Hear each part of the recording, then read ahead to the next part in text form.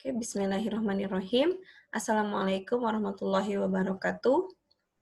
Eh, Berjumpa lagi dengan saya di mata kuliah Biologi Dasar untuk jurusan Pendidikan Sistem Teknologi dan Informasi.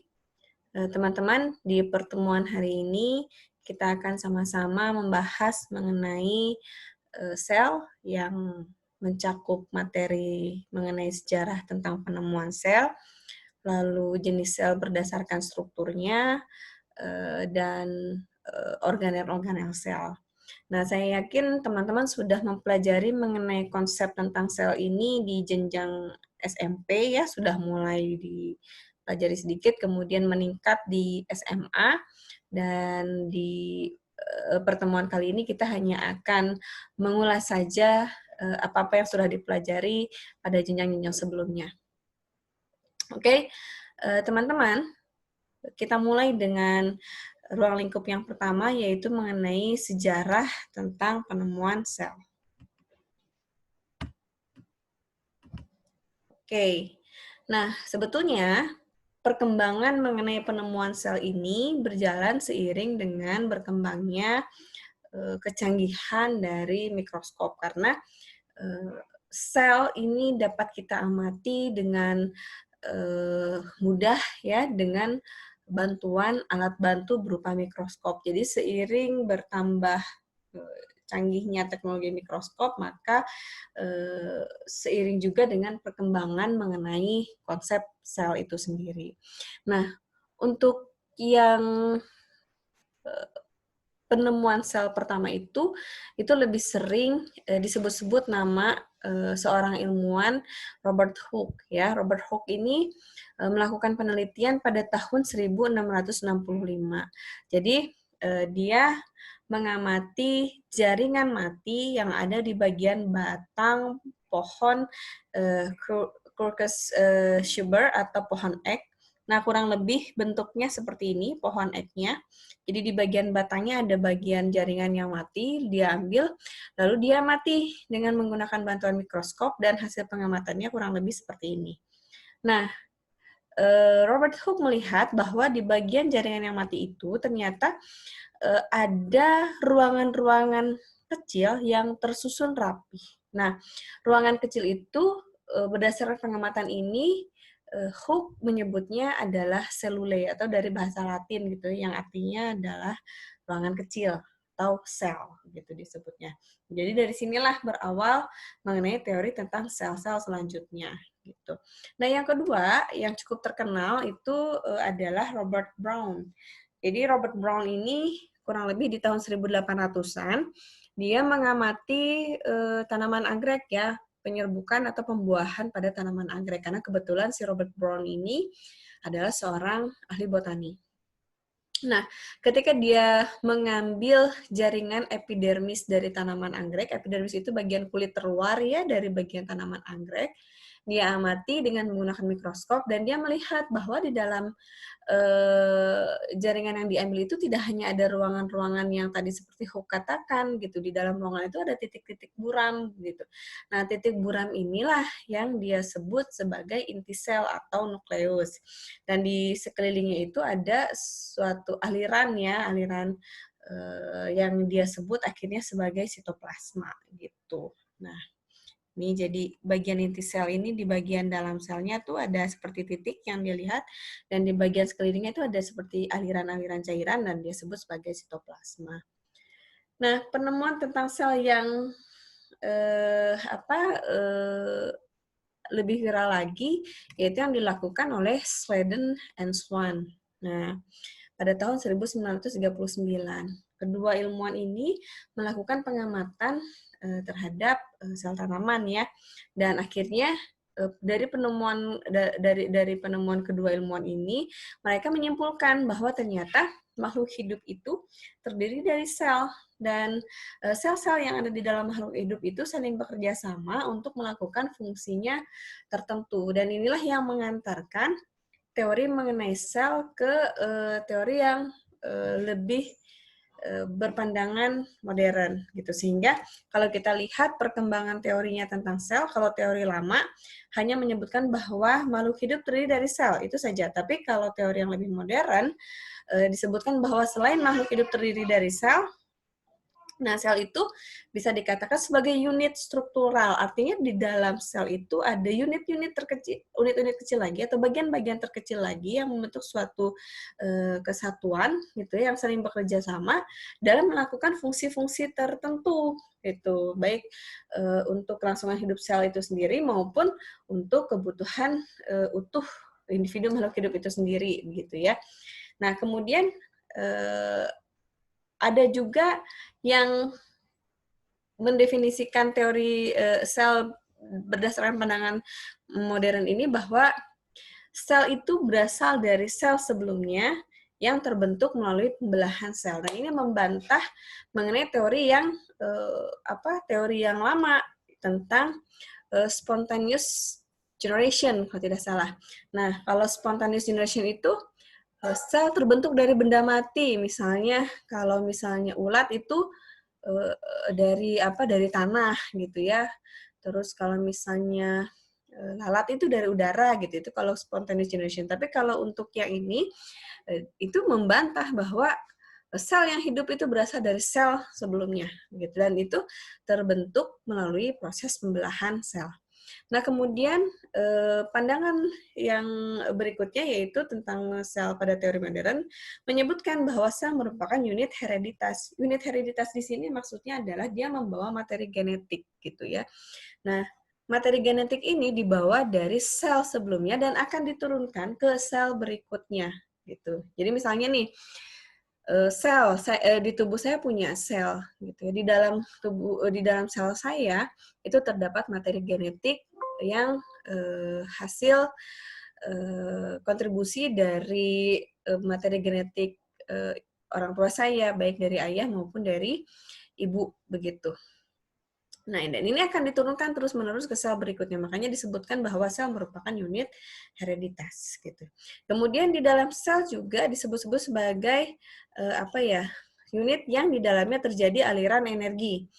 Aliran energi ini artinya di dalam sel itu sendiri terjadi proses metabolisme dan proses biokimia yang menghasilkan suatu produk protein, enzim atau energi tertentu yang terjadi di dalam sel gitu. Jadi itu adalah penjelasan-penjelasan terkait konsep sel pada teori yang lebih modern gitu. Nah, jadi itu teman-teman perkembangan mengenai konsep sel dari teori lama ke teori dengan versi yang lebih modern. Nah, yang berikutnya adalah kita bergerak mengenai jenis-jenis sel berdasarkan strukturnya. Nah, berdasarkan strukturnya, sel itu terbagi menjadi dua. Ada sel prokariotik dan ada sel eukariotik. Nah, teman-teman mungkin pernah mendengar istilah ini ya ketika belajar sel pada saat SMA dulu. Atau mungkin di SMP juga sudah agak diulas. Nah, sel prokariotik dan eukariotik ini memiliki perbedaan yang sangat esensial. Gitu. Nanti kita akan lihat perbedaannya apa saja, tapi secara umum sel prokariotik itu lebih sederhana dibanding sel eukariotik yang agak kompleks. Gitu. Nah, sel prokariotik ini dimiliki oleh contohnya bakteri dan gagang biru, sedangkan eukariotik itu dimiliki oleh tumbuhan dan hewan. Nah, kita termasuk di dalam kingdom animalia atau hewan ya. Jadi di dalam tubuh kita yang menyusun selnya adalah sel eukariotik, jenis sel eukariotik. Nah, ini adalah sel prokariotik dan ini adalah gambarnya. Ya, ini salah satu contoh gambar bakteri yang termasuk ke dalam golongan sel prokariotik. Karena sebetulnya seluruh bakteri itu jenis selnya adalah sel prokariotik gitu ya. Apa sih ciri-ciri khusus dari sel prokariotik ini? Yang pertama, strukturnya lebih sederhana dibanding sel eukariotik. Karena apa? Nanti teman-teman akan bisa lihat bahwa di dalam sel eukariotik, organel-organel selnya nih yang ada di dalamnya itu akan lebih banyak dibandingkan sel prokariotik. Nah, yang kedua, yang paling mendasar yang membedakan antara sel prokariotik dan sel eukariotik adalah dia tidak memiliki membran atau selaput inti sel. Nah, biasanya kalau di dalam sel eukariotik, di bagian dalam sini tuh ada inti sel. Nah, inti selnya itu dibungkus oleh selaput, gitu ya. Nah, kalau misalnya di sel prokariotik itu tidak ada inti selnya, gitu.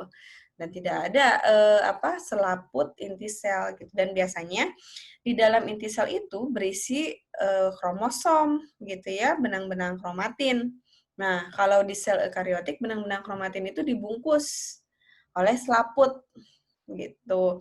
Nah, kalau di sel prokaryotik benang-benang kromosomnya ini yang membawa materi genetik ya DNA, sifat-sifatnya ada di sini, itu tidak dibungkus, tapi dia terkonsentrasi gitu di suatu wilayah. Jadi tidak menyebar ke sana kemari, dia tetap terikat pada satu wilayah. Cuma bedanya kalau prokaryotik si benang kromatin atau kromosomnya itu tidak dibungkus, sedangkan di sel eukaryotik dia dibungkus gitu. Itu yang paling perbedaan yang paling mendasar antara sel prokaryotik dan eukaryotik gitu ya. Dan yang berikutnya sel prokaryotik tidak memiliki nukleolus. Nukleolus itu inti dari inti sel. Jadi strukturnya seperti ini. Ada sel, kemudian di dalam sel ada inti sel. Nah, kalau pada sel eukaryotik ya di dalam inti sel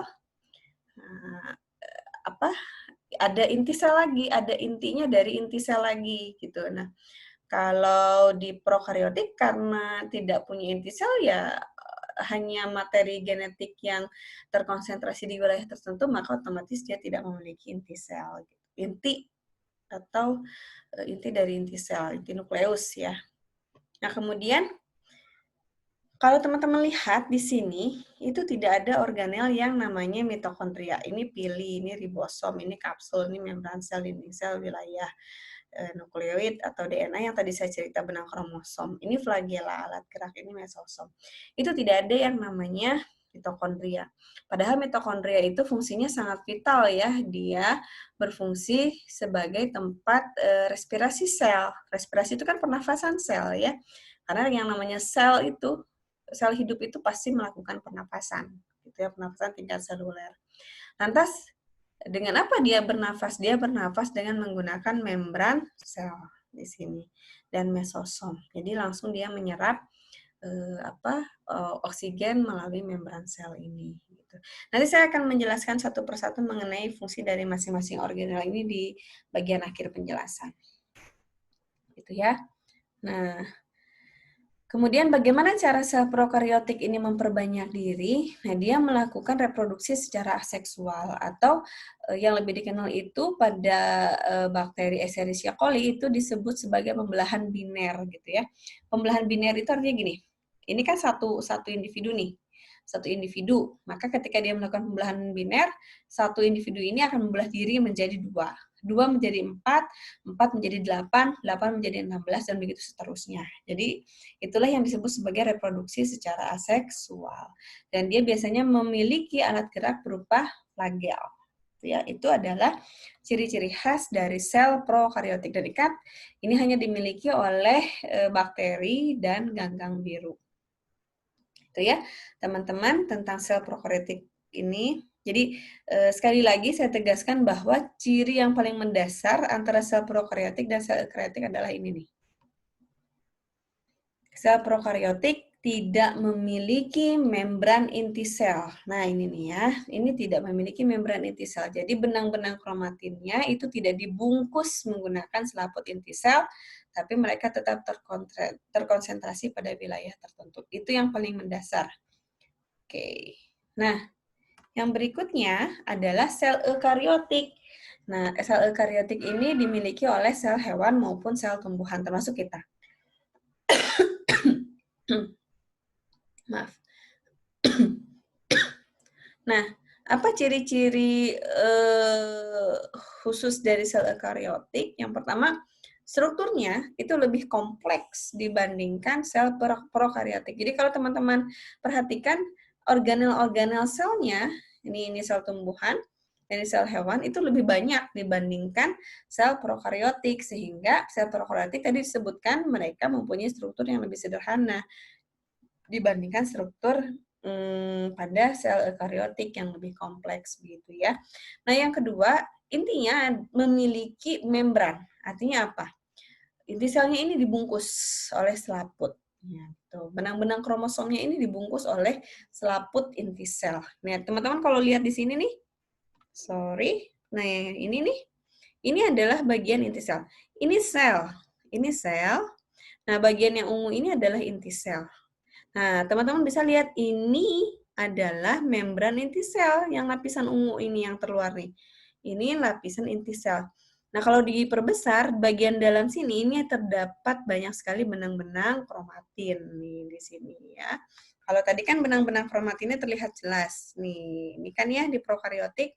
Nah, kalau di eukariotik, benang-benang kromatinnya kurang terlihat jelas. Tapi dia dibungkus oleh selaput inti sel. Ini nih yang membedakan antara prokariotik dengan eukariotik. Dan dia memiliki nukleolus atau inti dari inti sel. Nah, ini nih nukleolusnya, inti dari inti sel. Ini pada sel tumbuhan, nah ini pada sel hewan. Nih, ini nukleolus inti dari inti sel, ini selaput pembungkus inti sel. Nah, itu ya teman-teman, itu perbedaan yang paling mendasar antara prokariotik dan eukariotik. Dan memiliki beberapa organel yang tidak ada di prokariotik. Nanti teman-teman diminta untuk membandingkan antara sel prokariotik dan eukariotik. Nanti teman-teman bisa melihat sendiri organel apa yang dimiliki oleh eukariotik tapi tidak ada pada sel prokariotik. Nah, berbeda dengan prokariotik yang tadi melakukan reproduksi secara seksual, yaitu pembelahan biner, 1 jadi 2, 2 jadi 4, 4 jadi 8, 8 jadi 16, dan seterusnya. Nah, kalau sel eukariotik itu bereproduksi secara aseksual dan seksual. Kalau aseksual itu dilakukan melalui proses pembelahan mitosis, gitu ya. Itu esensinya kurang lebih sama lah ya dengan pembelahan biner tadi gitu ya. Dari 1 sel menjadi 2 sel menjadi 4 sel menjadi 8 sel, 8 jadi 16, dan seterusnya. Dan seluruh materi genetiknya itu langsung turun ke sel-sel anaknya gitu ya. Nah, itu kalau mitosis atau aseksual. Tapi kalau reproduksinya secara seksual gitu. Nah, yang perbedaannya adalah tidak 1 menjadi 4 gitu. Tadi kan dari 1 sel menjadi 2 sel menjadi 4 sel gitu ya. Nah, kalau yang seksual pada eukariotik ini 1 sel menjadi 2 sel menjadi 4 sel. Nah, yang 4 sel ini kalau pada laki-laki 4-4-nya itu subur, fertil gitu ya. Nah, kalau reproduksi seksual pada sel gamet laki-laki ini itu terdapat pada proses pembentukan sel sperma. Jadi dari 1 sel sperma itu akan menghasilkan 4 anak sel sperma yang semuanya subur. Tapi kalau pada sel telur, pembentukan sel telur pada perempuan, ini dari 1 sel telur, dia akan menghasilkan 4 sel telur, tapi bedanya hanya 1 yang subur. Nah, yang 3 tidak subur atau infertil gitu ya. Jadi itu bedanya antara pembelahan sel secara seksual, kalau pada laki-laki sel sperma, kalau pada perempuan sel telur. Dan bedanya kalau pada laki-laki dari 1 sel akan menghasilkan 4 sel anak sperma yang fertil, semuanya subur. Sementara kalau pada perempuan dari 1 sel telur, dia akan menghasilkan 4 sel telur, 1 sel telur fertil atau subur, dan 3-nya, sisanya, itu tidak subur atau mati, infertil gitu ya. Jadi sel eukariotik itu bisa bereproduksi baik secara aseksual dan seksual. Aseksual dilakukan melalui mitosis dan terjadi pada jaringan tubuh, itu sel-sel tubuh. Nah, sel-sel tubuh itu contohnya seperti pada sel di bagian tangan, di bagian kaki, di bagian wajah, gitu ya, dan bagian organ lainnya. Sementara kalau reproduksi secara seksual itu dialami oleh sel gamet. Sel gamet itu pada laki-laki sel sperma, pada perempuan sel telur, gitu. Nah, kemudian alat gerak pada sebagian sel eukariotik itu biasanya flagel, silia, atau dia bergerak-gerak dengan menggunakan apa ya, bantuan sitoplasma tubuh, jadi dia bergerak-gerak seperti amuba begitu ya. Itu cara pergerakan yang dilakukan oleh sel eukariotik. Nah, ini teman-teman bisa membedakan antara sel prokariotik dan sel eukariotik. Nah, di bagian organel-organelnya teman-teman bisa lihat bagian mana yang tidak ada ya. Nah, di sel prokariotik itu ada villi, sementara sel eukariotik tidak. Mohon maaf ini koreksi. Ini tidak ada O ya, eukariotik. O-nya tolong dihapus. Ini ada villi, sementara sel eukariotik tidak ada. Kenapa sel prokariotik memiliki villi? Karena villi atau rambut-rambut halus di sekitar permukaan tubuhnya ini berfungsi untuk merekatkan tubuhnya ke sel inang, gitu ya. Sementara kalau sel eukariotik dia tidak perlu merekatkan tubuhnya. Kemudian yang kedua, dinding sel. Nah, dinding sel.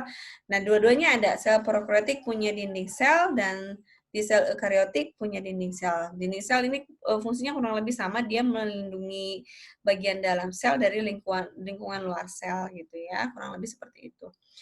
Nah, kemudian membran plasma di bagian dalam dinding sel itu ada membran sel. Nih ini nih ya. Nah, ini sebetulnya ada di bagian seluruh bagian dalam dinding sel. Ini juga ada membran sel. Nah, tuh membran sel ya. Nah, membran sel ini baik di sel prokariotik maupun sel eukariotik, dia berperan dalam proses transportasi zat gitu ya. Nanti kita akan banyak lebih bahas mengenai membran sel. Nah, keunikannya pada sel prokariotik, membran sel ini juga berfungsi dalam proses penyerapan proses respirasi sel gitu ya. Dan di bagian membran sel pada sel prokariotik ini, di beberapa jenis sel prokariotik ini terjadi pelekukan seperti ini nih, yang disebut mesosom. Nah, dia melakukan seperti apa ya, lingkaran-lingkaran gitulah. Nah, pelekukan ini bertujuan untuk memperluas permukaan membran sel. Supaya apa? Supaya oksigen yang diserap oleh membran sel ini lebih banyak sehingga dapat mempengaruhi proses pembentukan energi yang lebih banyak juga gitu ya. Nah, kalau di membran sel pada sel prokariotik itu sel eukariotik maaf itu tidak ada pelekukan seperti mesosom tadi. Karena sel eukariotik itu memiliki organel khusus untuk respirasi gitu ya. Nah, kemudian setelah membran sel ada ribosom. Nah, ini ya ribosom bentuknya seperti butiran-butiran padat. Kalau di sel prokariotik, ribosomnya itu bergerak bebas di bagian sitoplasma, ya, seperti butiran-butiran yang berenang-renang gitu ya. Sementara kalau pada sel eukariotik, ribosomnya itu ada dua. Ada ribosom yang bebas, ini ribosom. Ini ribosom yang di sitoplasma disebut ribosom bebas. Nah, sementara sebagian lagi ada yang terikat pada permukaan retikulum endoplasma. Gitu. Makanya disebut ribosom terikat. Gitu. Itu perbedaan antara ribosom pada sel prokariotik dan eukariotik. Tapi secara fungsi kurang lebih sama. Ribosom pada sel prokariotik dan eukariotik itu fungsinya untuk proses sintesis protein. Nah, berikutnya yang sama-sama dimiliki adalah wilayah nukleoid gitu atau di sini ada benang-benang kromatin. Nah, di sel eukariotik juga terdapat benang-benang kromatin gitu ya. Dan benang kromatin ini atau kromosom itu mengandung materi genetik yang mengandung unsur-unsur sifat parental atau sifat induk gitu. Dan ini akan diturunkan ke sel berikutnya. Nah, yang tidak ada itu coba kita temukan ya. Yang tidak ada itu satu mitokondria. Mitokondria ini organel respirasi sel. Kemudian retikulum endoplasma itu di prokariotik tidak ada. Kemudian badan Golgi itu di prokaryotik juga tidak ada ya, tapi di eukaryotik ada. Nah, kebetulan di sini sel tumbuhan, jadi dia punya kloroplas. Kalau di sel prokaryotik tidak ada. Lalu apa lagi ya? Ya, retikulum tadi udah ya, retikulum. Nah, ini vakula. Vakula kebetulan di sel tumbuhan ada vakula ya, dan di sel prokaryotik tidak ada. Jadi itu beberapa organel sel yang dimiliki oleh sel eukaryotik tapi tidak dimiliki oleh sel prokaryotik. Nah, untuk lebih lengkapnya mengenai perbedaan sel prokaryotik dan eukaryotik dapat kita lihat pada tabel di sini. Gitu. Nah, lihat ini organismenya. Sel prokaryotik itu biasanya dimiliki oleh bakteri dan gagang biru, archaea itu gagang biru. Sementara eukaryotik itu biasanya dimiliki oleh protista, fungi, jamur gitu ya, tumbuhan dan hewan. Ukuran selnya untuk sel prokaryotik itu biasanya lebih kecil dibandingkan sel eukaryotik, hanya sekitar 1 sampai 5 mikrometer, sementara kalau eukaryotik 10 sampai 100 mikrometer gitu. Nah, ini yang tadi saya jelaskan berkali-kali. Prokaryotik tidak memiliki membran inti atau selaput pembungkus inti sel. Nah, otomatis berarti tidak punya inti sel. Ya, tapi si